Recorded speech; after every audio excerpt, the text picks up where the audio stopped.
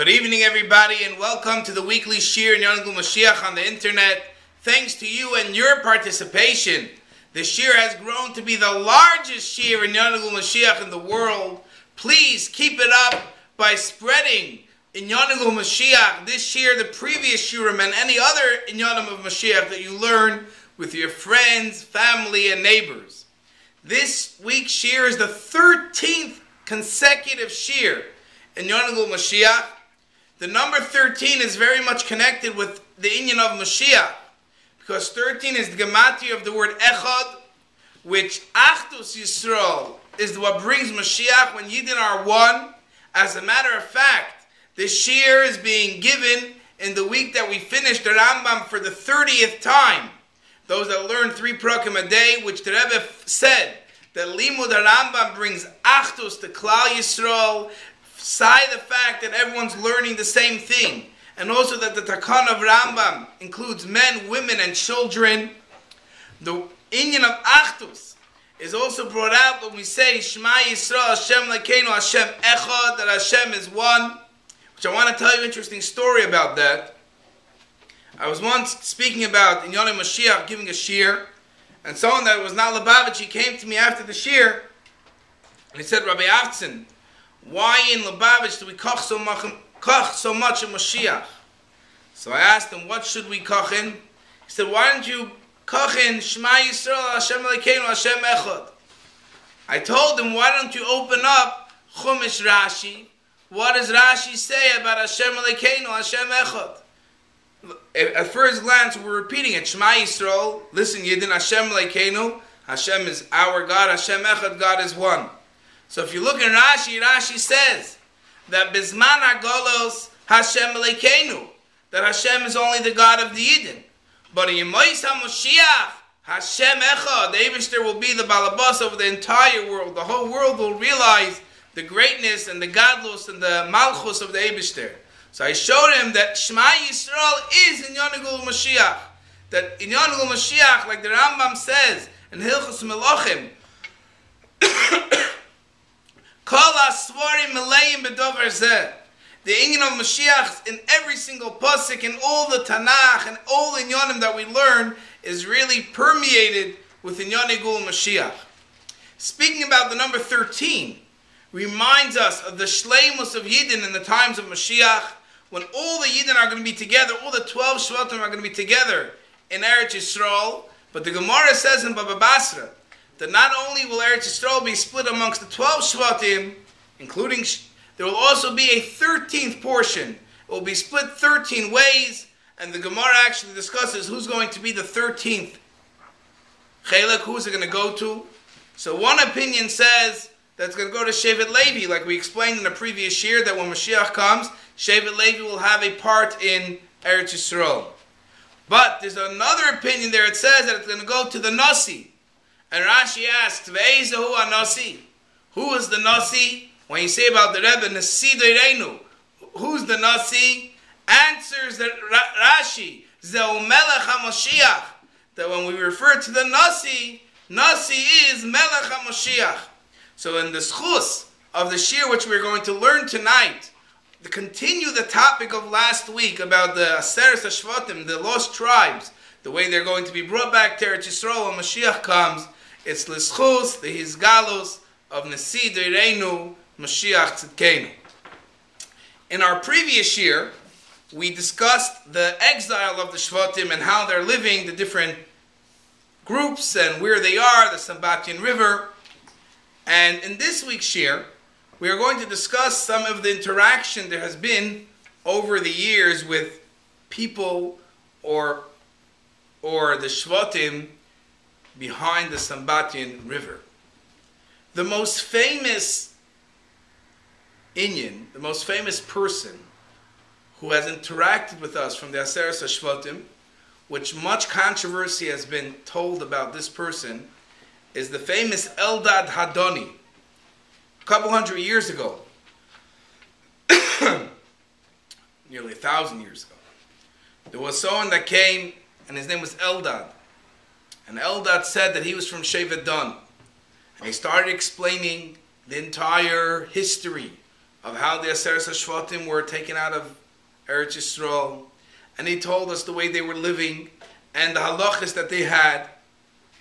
And now over the years there's been a lot of controversy about whether it's really true or not, but based on many of the Rishonim and many of the Achronim, most people take the story of Eldad for sure at a certain part of it as emes. That yes, there is verification that Eldad at the very least has contacted the Aseres HaShvatim. As a matter of fact, if you open up the Tosfos in Chulin, where it speaks about Shechita, a lot of the halachas that Eldad Adoni brought back were halachas pertaining to Shechita. The Tosfos quotes a hilchas of Eretz Yisrael, the halachas of Eretz Yisrael. And many people ask, who is this? Where is this halachas of Eretz Yisrael? Where is it coming from? And they explain that this halachas of Eretz Yisrael is actually referring to the halachas of Eldad Hadani. Why is it called Eretz Yisrael? Because Eretz Yisrael is a land that Yidden are in charge of. As a matter of fact, in the time of Golus, the only land that Yidden are in charge of is actually the land of Aseres HaShvatim behind the Sambatim, where they are actually in charge of the land. That is one opinion. Other opinions say that really, in the original Tosfos, it said in the book, the original Ksav Yad, the halachas of Aleph Yud, which is the halachas of those which are far away in Yudea, but the one that typesetted it said, oh, it's probably Eretz Yisrael. But either way, many of the Rishonim and the Achronim discussed the halachas of Eldad Hadani, and at the very least are Mesiaches to it in a real way. So that he describes, and a lot of his travels and his descriptions are documented. He's the most famous person that has, so to speak, interacted with us from the Aseres HaShvatim. There has been other documented visits from people of the Aseres HaShvatim. For example, at one point, there was a Yid, a very short Yid, described. He came to the Vatican to buy weapons for his Shvatim, and he was from Shevet Ruvain. He claimed to be from Shevet Ruvain. He only spoke Lashon Kodesh, and he said that he was from Shevet Ruvain. He came, and he disappeared right after he bought the weapons. Another very famous visit was there was someone that came to Hungary, and he stayed in the house of a Rav in Hungary. And actually, in that house, he came for Pesach. And he claimed to be from the Aseres HaShvatim. And he actually had with his possession a sefer called Sefer HaAviv, which is Achenu B'nei Yisrael Begoyla. It's the acronym, the Rosh Hashanah of the word Aviv, which means that they kept documents, they keep record of all the Goinim and what's going on with the Yidden in our part of the Golos. And this person was very, very, very frum. For example, he had his own Seder, and he was saying all mystical explanations, and he only ate matzah the nights of the Seder. The rest of the Pesach he only had fruits and vegetables. And he was a person that they right away noticed had a special spiritual touch to him. For example, any sefer that was brought to him, he didn't have to read it or see it. If he touched it and he realized that it wasn't a holy sefer, he would throw it out. He was able to just feel the sefer and know if it was a sefer Kodesh or not. And from eyewitnesses, documents, it brings out an interesting story that there was a certain dog that used to come always to this rabbi's house. And when this guest came, this person who claimed to be from the Aseres HaShvatim, he looked at the dog and he started yelling at it. And the rabbi asked him, what's going on? And he said, don't you see that this is a Gilgul from a certain Yid that converted to Christianity?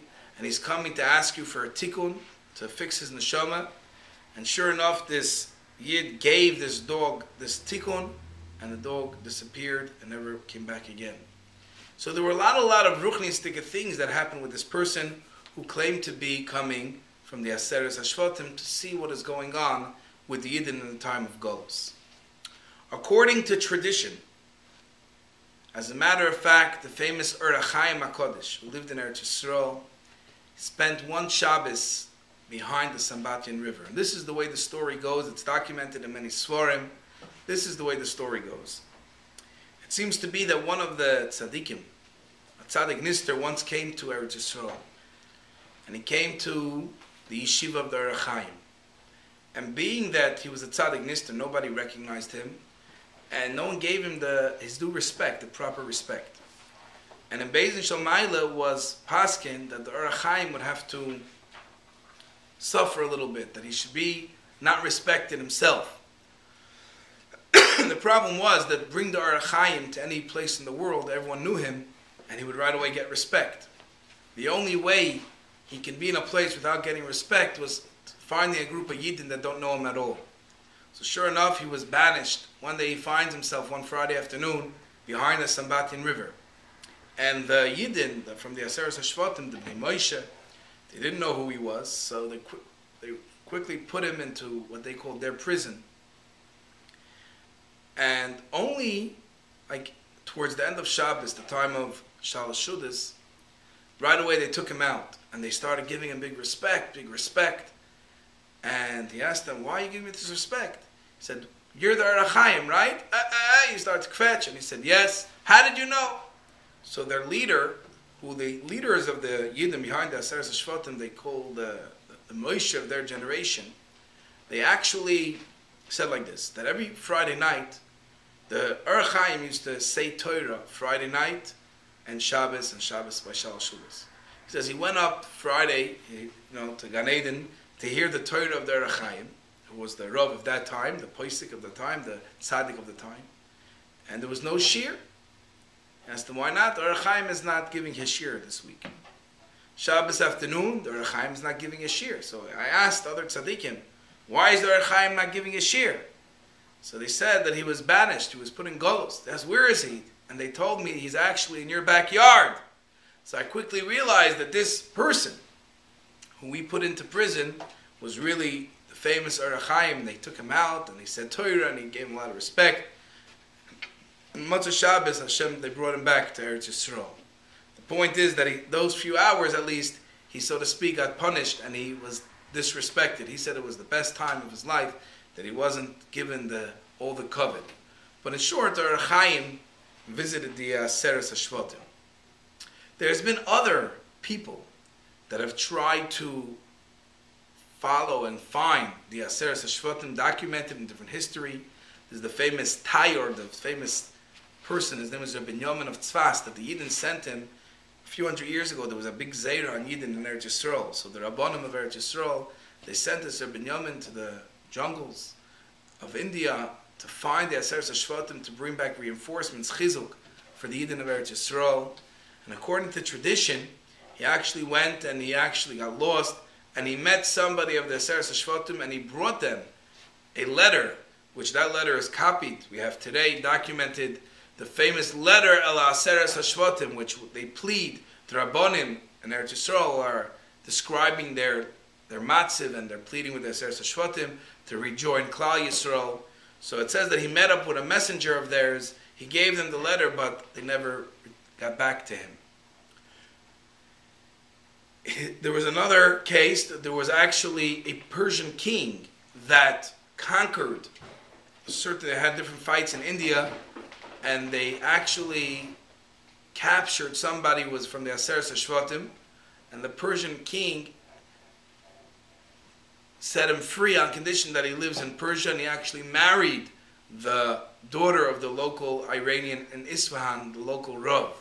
And he's also documented to have been from the Aseres HaShvatim.